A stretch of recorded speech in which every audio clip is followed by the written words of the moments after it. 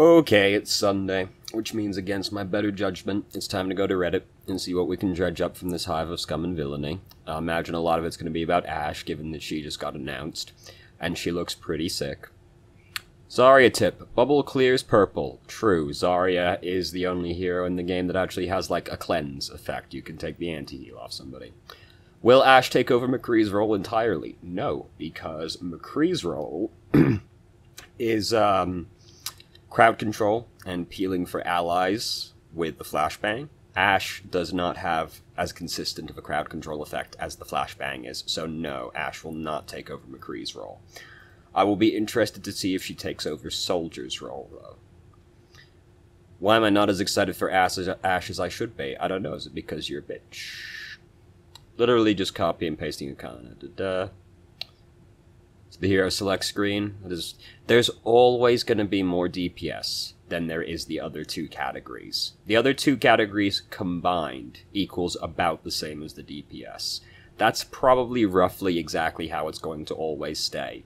Anybody who's complaining about them adding too many DPS heroes has the wrong expectations for how this game is going to go. Because, believe it or not, any game that's like hero-based always adds more DPS than the other roles, because they are more popular than the other roles. If you go to League of Legends, you'll find about 5 supports compared to 100,000 AD carries. So, you know, it's about the same way. It's always going to be that way. You gotta adjust your expectations. How does a high plat transition to mid-diamond? So that's where you actually have to start worrying about what your own team is doing, beyond just, like, are they alive? That's the point where you actually need to employ some manner of teamwork. Up until Platinum, you can kind of get by just worrying about doing your own thing and playing around the enemy team. Once you get to, like, high plat, low diamond, you need to actually start playing around your own team, as well as the enemy team. Teamwork becomes important. Has looking for group and private profiles failed? I don't know. I mean, I think people still use looking for group, and private profiles is fantastic because there's way less salt around as a whole, as a result of not just being able to peep everybody's stats at the beginning and going, Mercy main playing a DPS. Time to start e-bullying her. Because, you know, that's just how it goes. The Overwatch community can't be trusted with nice things. Another reason why sound is so important in Overwatch, I was watching reaction speed of Deadeye, too. Yes, the brain does react to sound faster than sight. As I think the average reaction to sight is something like 250 milliseconds, and sound is something like 200 milliseconds. It's somewhere in that region. You react to sound faster than you do to visual. I don't know why that is. I can't tell you why. That's for the eggheads in the lab to determine. Help with understanding some of the terminology used in competitive. During the Overwatch World Cup, the casters used a lot of terminology in their talks. Some included, like, GOATs, greatest of all time. It's 3 tanks, 3 healers. And I was wondering what that and other fairly common terms are, if you know any terminology that you... yeah, so GOATs is 3 tanks, 3 DPS. Protect the President, you'll sometimes hear. That's Bastion. The pirate ship is also Bastion, but specifically on a payload map. I can't think of any others off the top of my head. Someone mentioned GOATs, so obviously all I can think about is team comp names. Does Ana have the most annoying hitbox in the game? I often find her hardest support to kill, ironically, in higher ranks. Most of the time, I've heard the exact opposite statement, because she's hunched over and her head hitbox is fairly... because she's squat forward, her head's takes up a large portion of her model, actually, which makes when you're looking at her dead on, which makes her easier to headshot than most people are. Also, if you're, sideways on her, I find it really easy to shoot Ana sideways, because her head is very clearly defined because of the way she hunches forward. It's very easy to see it clearly. The most annoying hitbox in the game is easily Lucio, right? He's the hardest support to kill, actually. I'm not saying you're wrong to have an opinion, but I am saying that your opinion is wrong. So, you know. New silver ranked player looking to get better at the game, feeling intimidated and anxious from so much information. Don't worry about intaking all the information at once, because people have this tendency to overload themselves with information that isn't actually relevant to them. Because if you're in silver, you only... I keep thinking I can hear something, but I just can't hear out of this ear, so, you know. If you're in silver, you don't really need to worry about a lot of information except really baseline stuff. So you should really just worry about, like, working on your fundamentals, like positioning and how all the heroes operate, things like that, ult execution, really baseline stuff. And then you should worry about other stuff as you climb up, because it's not relevant to you in low SRs. People have this tendency to just intake as much information as they possibly can, like, oh, well, it's obviously going to make me better because I know so much about the video game. You're just worrying about shit that isn't actually applicable to you, because the game plays differently at different ranks, so don't worry about intaking all the information, just worry about really baseline fundamental stuff, like positioning and ult execution and something like silver. And then build on it as you climb up. Duo queue versus solo queue. I've noticed that I win a lot duo queuing with my brother, also around my SR, and I lose a lot solo queuing. Does that mean I am not good enough for my rank? It adds a degree of consistency to the game, provided you can trust the person you're queuing with. Because the reason math works that you should climb, provided you're good, or you play consistently well, is that provided you play consistently well, there's only 5 people on your team that can play badly, whereas there's 6 people on the enemy team that can play badly. So on average, you should win more than you lose, provided you play well consistently. So if you add another person onto your team that can play consistently well, you have removed a third of the variables from your team. So it gives you an extra degree of consistency. You also are able to coordinate more easily with somebody that you're queued with, which can make it easier also. So, yes, you will, on average, win more duo queuing than solo queuing. I do think that queuing with 4 people is probably the worst number of people to queue with, because then the 1 or 2 other people on your team are just going to be upset that they're the odd people out, because the Overwatch community is very delicate like that. And then they'll usually be upset. The people in the 4 people tend to not communicate so much with the other 2 people, which can lead to issues. There's a degree of animosity. If one of the 2 people speaks up, usually the 4 people get defensive about it, blah, blah, blah, blah, blah. But duo queuing over solo queuing will, on average, be better for you, provided you're queuing with somebody who you can trust. Any solid McCree guides out there? Probably, but I don't know one offhand, so we'll peep the thread to see what someone said. Stylosa? I don't know about that one, Chief. Icy Veins, good written guide.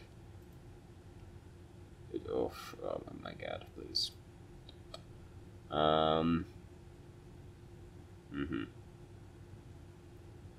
Too long, didn't read. Sure, whatever. Yeah. Alright, sure. There, you know. Icy Veins, McCree. Sure, check it out. Deep analysis, Muma's performance. Best Sombra performance to learn from Overwatch. Let's see.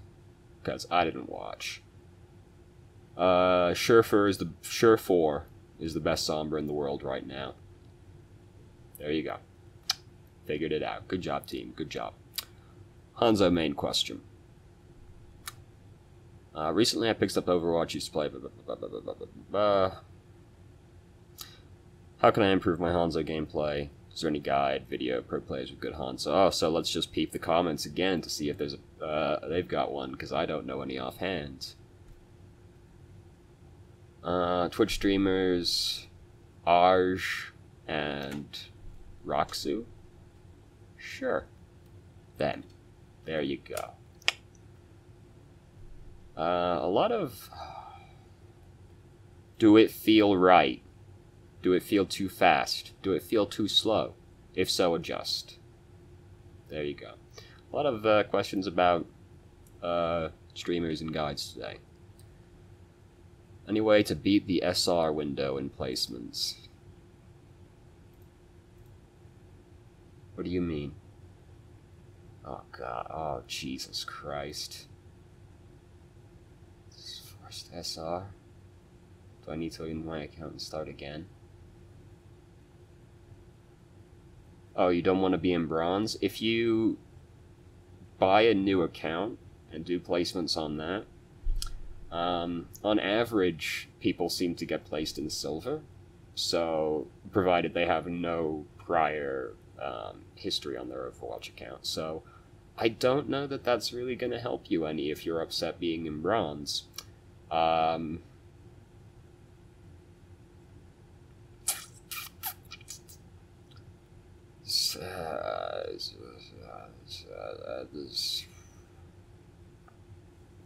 Oh, this is like the same body text twice. So, quit blaming the system and just work on climbing. Because if you just buy another account, you're probably just going to get placed in silver, at which point it will be really easy to fall into bronze again. And then you'll be in the exact same position. And what are you going to do? Just keep buying new accounts until it works out? Don't blame, like, the system for where you are. Just worry about, like, what you can do to increase your chances of winning. What are some good Hammond plays? Oh, well, look at that. Another one. Trill. Sure. Trill. Any of UK's attacks on Volskaya A. There you go. Go get him. Muma had a pretty decent shot on Wrecking Ball. There you go. Sure. Those people. Sounds good. What is a good KD? Oh, it's ED, technically, isn't it? But I'm learning Doom. 1.5. Sure, that's fine. As long as it's positive. Like, really, that's all that matters, particularly for a DPS. As long as it's positive. The higher the better, but, like, it's not the end of the world. Any aiming tips for Zen on PS4? I wouldn't know. Tracer is harder to aim with? Is it just me, or is Tracer way harder to aim with than Soldier or Sombra? Why is that? I think it's probably mostly to do with mindset more than anything else, because I imagine... well, Tracer's a more fidgety and mobile hero. Soldier, McCree, Sombra, they're relatively static heroes, right? They don't do a lot of moving around. So, Tracer, you have to do all the usual aiming stuff, whilst also accounting for the fact that you need to be blinking all over the place and things like that as well. So you need to account for the blink and adjust your aim while you're blinking and all that, so... as well as just generally being closer to the people that you're firing at than you would be as, like, Soldier and McCree and Sombra, which is also going to make it harder to aim at the person. Because if you're, like, right next to a dude, it's very hard to actually track them. Whereas if there's some amount of distance between you and them, it's a little bit easier. So I think it's probably mostly just to do with, like... Tracer's a slightly more mobile hero, but also... people tend to be a lot more fidgety when they play Tracer, as opposed to, like, Soldier and McCree. You can be fidgety on Soldier and McCree as well, certainly, but I find it is the case, more often the case, that people are usually very fidgety on a action-orientated hero, like Tracer is. Should I give up on the game from the competitive side? I do like the game, especially the competitive side of it. Picked up Quake Champions, oh god. And Paladins, oh god. So, however, the situation feels different. Quick play isn't. And, I just stroke on for about 5. Oh god, how terrible.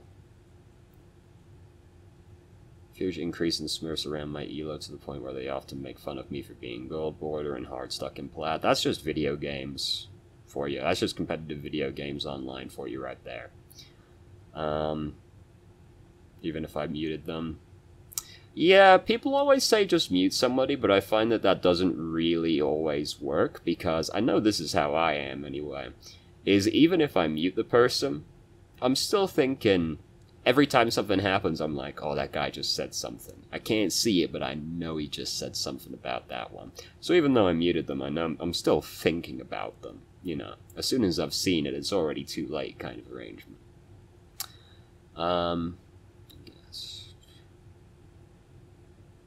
Did I just reach my skill cap?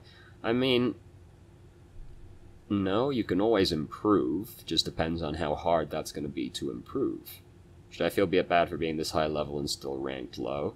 I mean, 31,000 to 2,900 range is above average, because the average is in gold. So, I would not consider, like, high plat diamond, low diamond, to be low ranked. Low ranked, to me, is, like, gold and below.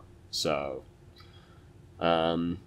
people have, like, a really skewed perspective on Overwatch, and I think it's because of, like, the stat tracking websites, which usually equate the average SR to being platinum. But that's not actually true, because they never scraped the entire database. They only took the information off people who had looked up their stats. And the people most likely to look up their stats are the people who are already fairly high ranked. So it's skewed the average on the stat tracking websites higher. And now it's skewed even more so because of private profiles not being able to track, you know, all those. So now it's skewed even more. So I think people got, like, a really warped perspective on what the average skill of the player base is based off of those, because to me, like, high plat, low diamond is pretty high ranked compared to most people. But, like, anyway, so, like, if you enjoy playing the competitive side of it, play the competitive side of it. You just kind of have to realize that whenever you're playing any kind of competitive game on the internet, you are going to encounter dickheads. And Overwatch, as a community, is really fucking terrible. It's the worst video game community I've ever been a part of, and I've played League of Legends, so Overwatch is by far the worst community I've ever been a part of. So you kind of have to just realize that that's going to be part of what you deal with, is people like that. No game is ever going to be free of that, because turns out when you give people a degree of anonymity, makes them act like assholes. Who would have guessed? It's like, if you enjoy playing competitive, play competitive. Try not to let other people ruin that for you, but, like, it sort of depends on how thick-skinned you are as a person. At the end of the day, if you enjoy doing something, do it. If you don't enjoy doing something, don't do it. Which should come, I would imagine, to be fairly self-explanatory, but this sort of question is fairly common, actually. It's basically just like, should I play the game if I want to play the game? Well, yeah. Obviously you should. If you don't, then don't. If you do, then do. I don't know. I don't understand. Any tips to deal with Afara and Mercy as support? Well, I mean, if you're Ana, you can try and contest them by actually, like, attacking them as much as you get the opportunity between healing people. But if you're anybody else, you basically just kind of have to avoid them. Zenyatta, you can also take pot shots at them. You can put Discord on them. Makes them slightly easier to kill for your DPS. But basically you're going to do a lot of, like, avoiding their... Like, a lot of your positioning will have to revolve around avoiding them and their area of effectiveness, because they're going to dunk on you pretty hard, and it's going to involve being, like, super vigilant.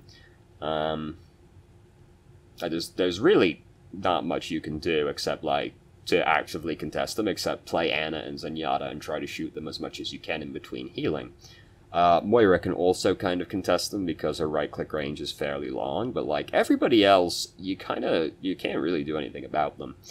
And that's just kind of how it is. Like, some heroes in the game are just not equipped to be able to deal with other heroes. So that's just how it is. Yeah. You know, it's probably not the answer you want to hear, but, like, supports are not meant to be able to deal with pharmacy, really, so... Yeah. We'll see. If Ashe turns out to be good, maybe Pharah will drop off significantly, in terms of playability. Because suddenly, hey, if we can change to, like, 5 hit scan DPS, right, we'll get that Pharah. We'll get that Pharah real good. Will our team comp be very good? No, but the Pharah will be fucking dead. So our team might stop tilting for 5 seconds. Probably not, though, because we don't have 2-2-2 anymore. Been wondering for a while how do placements work. They appear to just be slightly more heavily weighted regular games. Like, I would say basically they're regular games, but your SR gains and losses are probably doubled for them. Something to that effect. They're just like slightly more heavily weighted matches than usual, really. Like, people do their placements and they're surprised when they end up in roughly the same area. Like, I win 2 games out of 10 every time, and I'm always placed in roughly the same location, just a little bit lower than I was previously. It's just like slightly more heavily weighted regular games from that's what it appears anyway. Competitive deathmatch, who gives a shit? Basically.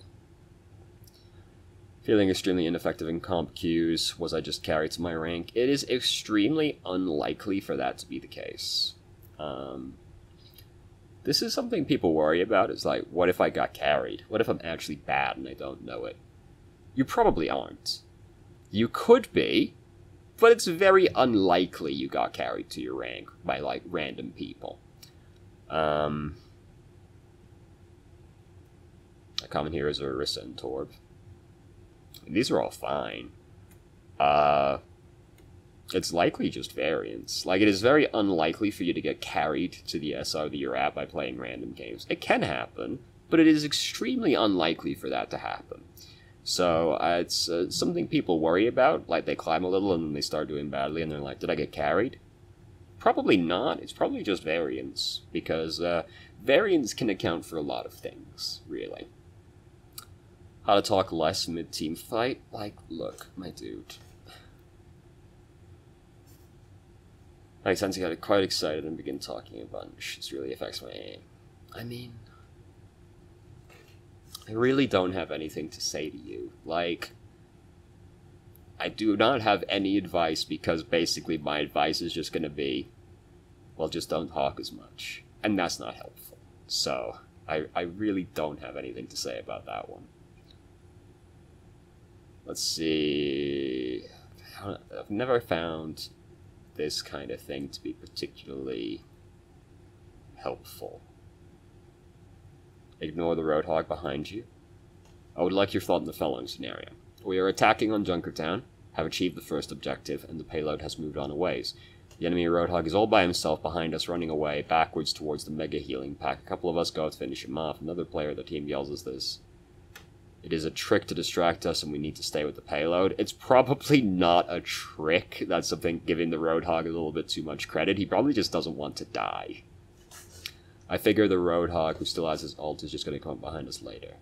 Should we have ignored him, or should we have chased him down? If somebody is, like, super behind my team, I'm usually content to just... And it's not somebody who typically wants to be behind your team.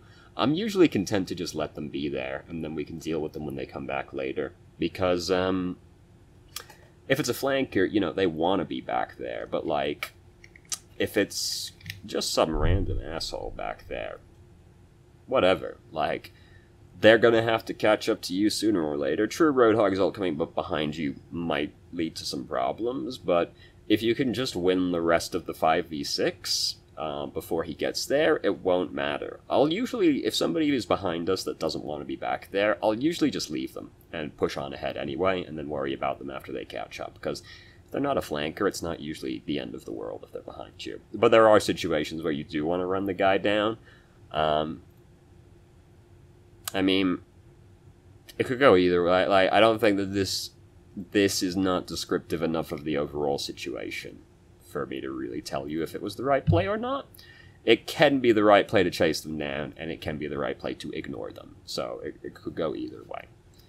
On generally, killing the dude is the less risky play, because, I mean, you've killed the one guy by himself, right? So, pretty low risk, and the dude's dead, so that's fairly high return. So, it's unlikely to have catastrophic results if you just kill the dude, but I find you can usually push on ahead of them. And, oh god. Schedule? My dudes. Jeff Cappy, on Ebonong Stream, we are working on a lot of new tanks and supports. Literally, we have 6 new heroes that we're working on right now. What, they're all tanks and supports? But it sounds like what things we'll be looking at. I think people are too fucking bent out of shape about the tanks and support things, because, like, here's my thing, right? is all of the tanks and supports are, like, very different to each other, right? I would rather there are less heroes in a category, and there's greater, like, differences between them, right? I don't want, like, here's Mercy, and here's Percy, and here's Bercy, right? Like, I don't want just a bunch of homogeneously the same heroes occupying the category, right? Because if you look at, like, the DPS, a lot of them are fairly similar overall, right? Like, Soldier is fairly similar to McCree, both of whom will be fairly similar to Ashe, who will be fairly similar to Widowmaker, right? Like, because they're all variations on a DPS hit-scan hero of mid to long range, right? They're all variations thereof. Whereas, if we look at, like, the tank category, we have Reinhardt, big melee shield man, classic paladin type hero.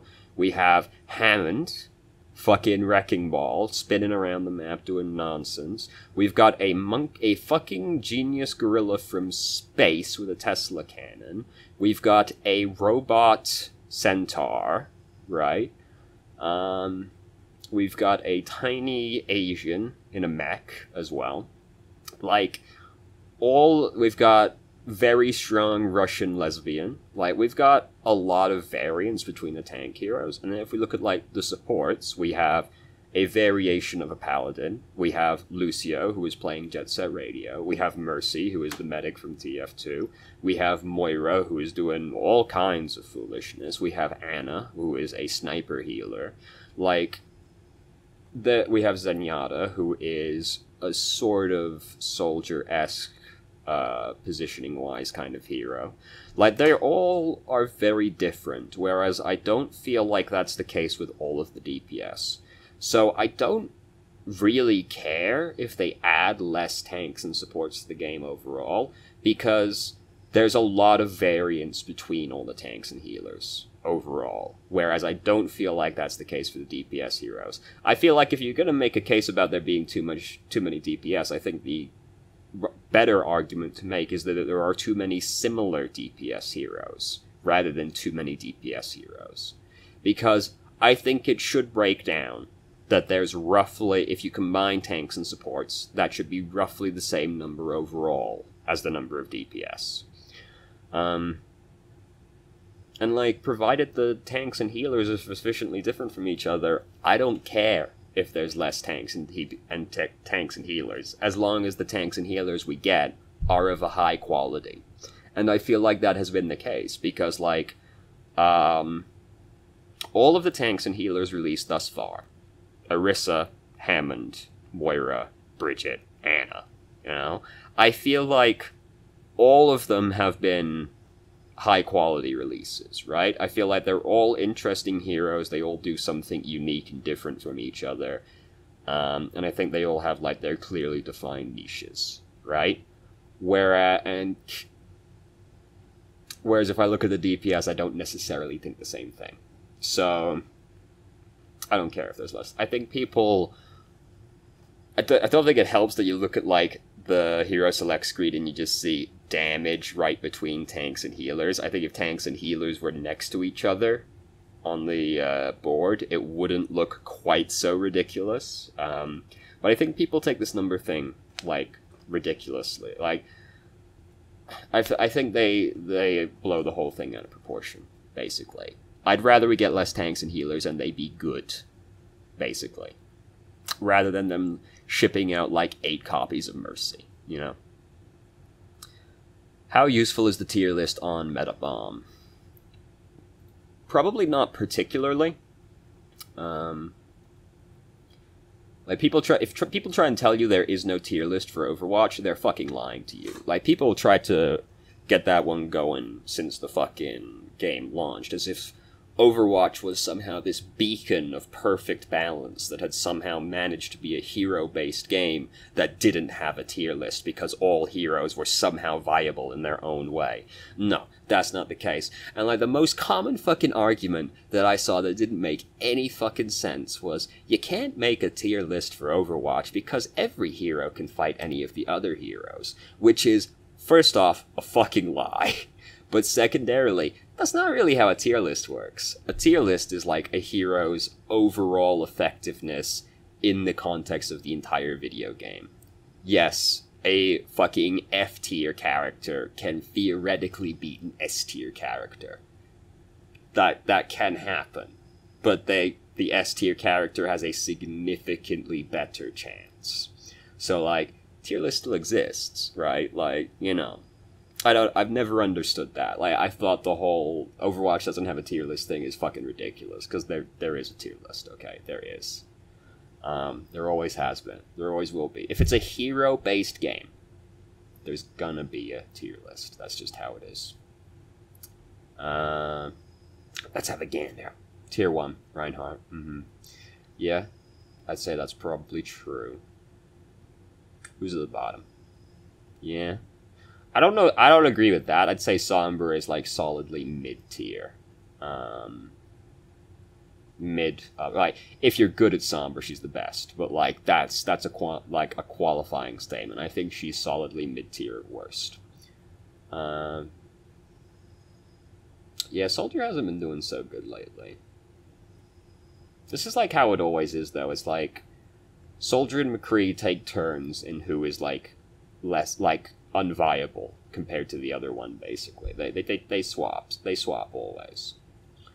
So the thing is with, like, this tier list is that, like, if you look at the tier list without context for the video game, it'd give you a really skewed idea of what a team comp should be, right? Because you might go, oh, well, let's just pick all of tier 1 and then, like, the top 2 tier 2 ones, right? So you'd end up with 4 tanks and 2 healers, which is not necessarily what you want going for you.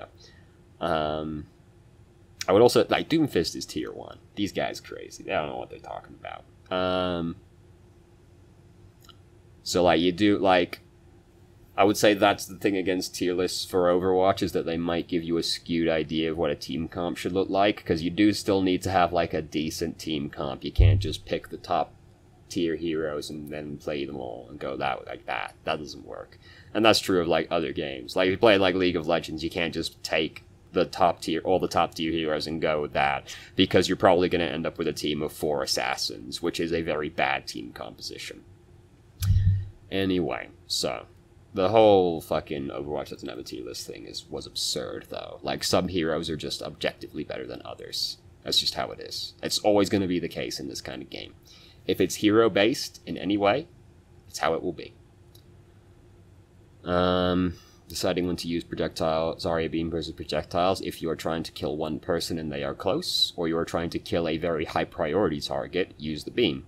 If you are outside of beam range, or there are multiple people clustered together, you use the projectile. There you go.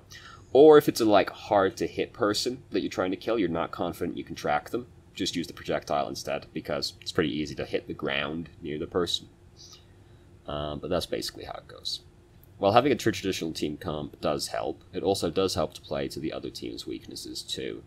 Yes, it does, but you should try and stay relatively within a traditional team comp, because the non-traditional team comps, or, like, the very weird outlier kind of team comps you can end up with, tend to be very good in, like, niche situations. Traditional team comps are just very broadly good in a lot of situations, right? They're like 2-2-2 is just like the Mario of team compositions, right? It's just broadly good, not overwhelmingly good in any one way, but also not bad in any specific way either, right? So, like, if you're gonna go a non-traditional team comp, you do need, like, a pretty good understanding of why you're doing that, and also how it's gonna work. You can't just kind of, like, do whatever and, like, find a way for it to work out. You gotta, like, have a rough idea of what you're trying to accomplish. So what actually counters Pharah? Soldier counters, like, of all the Pharah counters, Soldier is the worst one, because Soldier needs to hit Pharah a lot to actually kill her, but Soldier can fairly consistently, like, harass the Pharah, which is a big deal, also. McCree can kill Pharah relatively consistently, as long as Pharah is within McCree's area. If she plays around the McCree and just stays outside of his effective range, he's fucked. He's just shit out of luck on that one. But he can kill her relatively easily. He also has crowd control, which helps prevent like flanking barrage plays as well. Ana counters Pharah as well, because she can contest her, and she doesn't actually have to hit Pharah many times to kill Pharah, or the Mercy. Zenyatta, Discord Orb always helps, makes it easier for her to die. Winston and D.Va are both pretty good against Pharah as well. D.Va's better than Winston, but they both do relatively the same thing, which is just that they do, like, guaranteed damage to the Pharah, which makes it very easy for the other DPSs to finish her off, because if the D.Va manages to do, like, 80 damage to the Pharah from just, like, flying into the Pharah's face with her missiles and guns going, and then, like, bashes her in the face, if she does like half the Pharah's health, then suddenly the McCree or the Ana or whatever only has to hit the Pharah 1 or 2 times to actually finish her off, as opposed to 3 times regular, right? So it also D.Va Barrage Defense Matrix fucks that up. So D.Va is like the best tank you can pick versus Pharah. Winston also works for a similar reason, but D.Va is better at it than Winston is. But yeah, it's also Hanzo counters Pharah if the Hanzo is, like, decent. And also another Pharah can counter Pharah, but the Pharah has to be good. So you have to attach a few asterisks to that one. But there you go, it's Soldier, McCree, Widowmaker. Didn't mention Widowmaker, but, you know, everybody knows Widowmaker counters Pharah. Soldier, McCree, Widow... Ashe probably will. Hanzo, D.Va, Winston, Ana, Zenyatta. They're all the counters. The thing is that no one hero is particularly likely to kill the Pharah. It's a team effort to kill the Pharah, especially if she has a Mercy helping her. People tend to just look at the Soldier and go, Soldier, why haven't you killed Pharmacy yet? Well, it turns out it's hard for one person to kill them. It's sort of a team effort to actually kill Pharah, so that tends to be the issue, is that it's just like one person trying to kill the Pharah, and that's usually not enough. How long does Reinhardt stay the best tank to pick when playing tank? Pretty fucking long. The only, if they have a Reinhardt, I would say you are more or less forced to also pick Reinhardt, but you aren't actually, but you basically are forced to also pick Reinhardt. Reinhardt becomes less good when your team doesn't get much value out of the shield, so if your team is something like Pharmacy, Lucio, Genji, D.Va, they're all going to be off doing their own thing. So it's just like you're going to be standing on the payload by yourself. So you're not really getting full value out of Reinhardt at that point. You're probably better off picking a different tank. Also, if the enemy team makes it very difficult to really block damage because they're like all flankers and they're always going to be split up, so it's like very hard to actually get like a decent Earth Shatter on them, then also Reinhardt starts becoming less good. But Reinhardt is typically the best tank you can pick. Like, there are... The situations where Reinhardt isn't the best one are fairly limited. It's like your team won't get value out of the shield, and like their team, Reinhardt just kind of can't do anything to, kind of situations. So Reinhardt is typically the best tank you can play.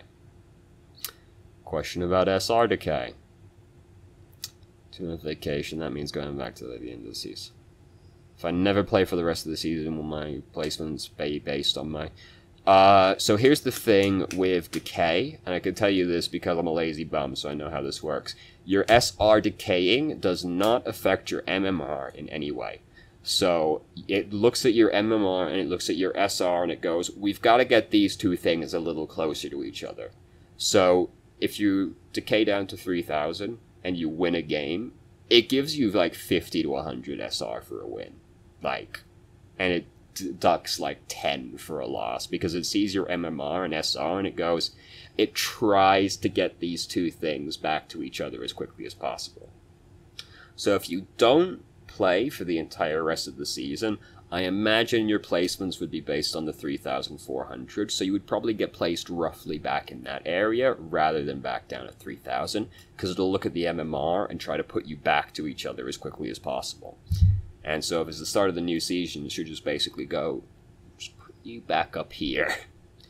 I imagine that's how it would work, just based off of my experiences with how decay doesn't affect your MMR, and it tries to get the two back to each other. It should work like that, but I'm not 100% on it. Because I've never really tried that, like, to see how that works for the placements. Account suspended for abusive chat. Look, I'm not reading all of that. Whatever. Flanks at a pro level. Are there cases of flanks where the enemy was completely unaware? Probably not completely unaware. But they probably almost always have a rough idea of what's happening. I doubt there are many cases of them being completely unaware that a flank is happening. Change my view. Filling or attempting to flex is the wrong choice for 90% of players. I agree. Because it's just harder to be a flex player than focusing on a few heroes. Because of just, it's better to be really good at a few things than average at a bunch of things. Unless you have, like, learned an extremely fast learner, or you just have, like, a lot of free time and want to practice a bunch of heroes. Like, you're better off focusing on a couple things. Flexing tends to be harder to do overall. Wouldn't it be logical to separate DPS into two categories? Crowd control would make the most sense. I think we need more crowd control heroes for that to really be worth it. Because I don't want to just put any hero that has crowd control on their kit in the crowd control category, right? So I wouldn't put Doomfist in, like, the crowd control category, even though he has a knockback and a knock-up, right? I wouldn't consider him a crowd control hero.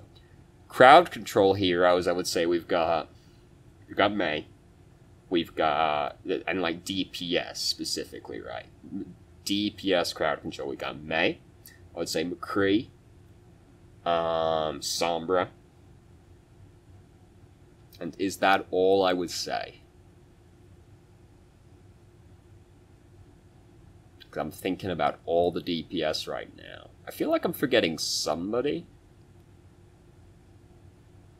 Because it's just DPS we're talking about here. Because, like, Roadhog, not actually a DPS, even though, like, he basically is, right? Mei, McCree, Sombra. Well, that's, like, it. I can't think of another one. I don't think we have enough crowd control DPS to say that. I would say once we've got, like, more heroes that are, like, based around crowd control, we should just add, like, a disabler category, right? Or, like, a subcategory disabler. And we'd put people like Bridget, Roadhog, Sombra, Mei, and all of them in this disabler category, right? So we still got tank, healer, DPS, but then we have subcategories which reach between all of them, right? So disabler takes some tanks, it takes some DPS, it takes some healers, because they're all disablers. So then you could, like, do something like, if we had enough heroes for it to be worth this, you could sort, like, support disabler kind of thing. This is basically what Dota does also, now that I think about it. So I think it would be better to do, like, a disabler subcategory once we have enough heroes to justify doing that, which I think we're sort of coming up on at this point. Like, one or two more, like, crowd control based heroes, and I think we'd be justified in having, like, a subcategory disablers. Does anyone know if Ash's ultimate can grant ult charge to friendly healers and enemies? You can heal Bob, so it should. He does not give ult charge. He's a giant. I can understand the enemy not getting alt charge off shooting him. But I would have, if he could be healed. 7th teammate, so without anyway. Yeah, like he's a 7th teammate, so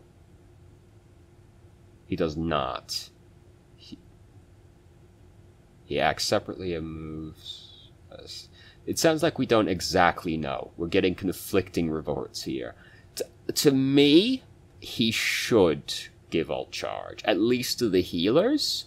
I could understand not giving it to the enemy team for doing damage to him, because that'd be like...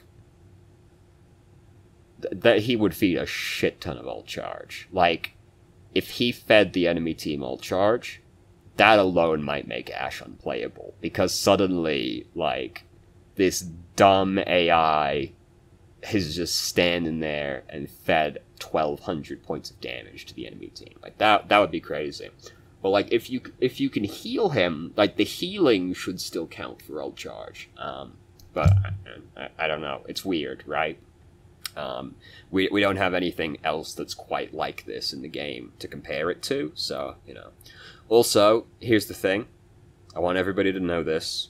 We cannot call Ashe's ultimate Bob, okay? We have to call it Deploy the Boy, because it is the purest definition of Deploy the Boy we will ever get in Overwatch. If you don't know what Deploy the Boy is, type that one into Google. You will see 2 GIFs. One is an armadillo. The other is a 3D render of a platypus. And you will understand what I'm talking about. We have to call Bob Deploy the Boy. We can't call him Bob. We can call him Bob, but the ultimate is Deploy the Boy. Is it considered that, just like how Whole Hog is actually called the Rudy Tooty Whiz Bang Shooty? It's just that's harder to say in conversation. Is it considered better, more useful to use a red or green crosshair? Depends on the person. I find the green crosshair to be the most useful. I find it contrasts against the most backgrounds, but I'm also colorblind.